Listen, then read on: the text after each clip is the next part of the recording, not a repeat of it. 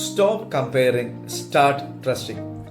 നമ്മുടെ സമാധാനം കെടുത്തുന്ന ഏറ്റവും നിശബ്ദനായ ഒരു ശത്രുവാണ് മറ്റുള്ളവരുമായി താരതമ്യപ്പെടുത്തുക എന്നത്.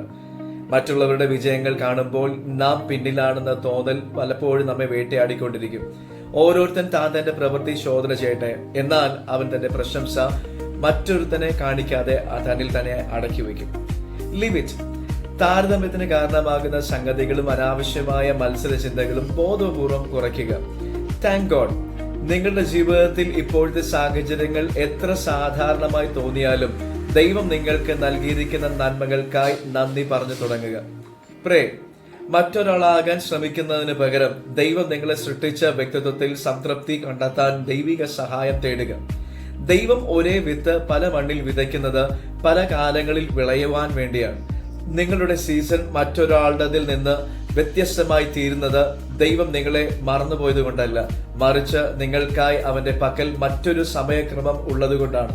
മറ്റുള്ളവരുടെ ഓട്ടം നോക്കി നിങ്ങളുടെ വേഗത കുറയ്ക്കാതെ നിങ്ങളുടെ കൈപിടിച്ച് നടത്തുന്ന ദൈവത്തിൽ വിശ്വസിക്കുക. അവന്റെ പദ്ധതിയിൽ നിങ്ങൾ ഒരിടത്തും പിന്നിലല്ല. മറ്റുള്ളവരെ നോക്കുന്നത് നിർത്തി ദൈവത്തോടൊപ്പം നടക്കുമ്പോഴാണ് യഥാർത്ഥ സ്വാതന്ത്ര്യം അനുഭവമാകുന്നത്. ഇന്ന് നിങ്ങളുടെ സ്വന്തം ഓട്ടം സന്തോഷത്തോടെ ഓടുക. Different path but same faithful God.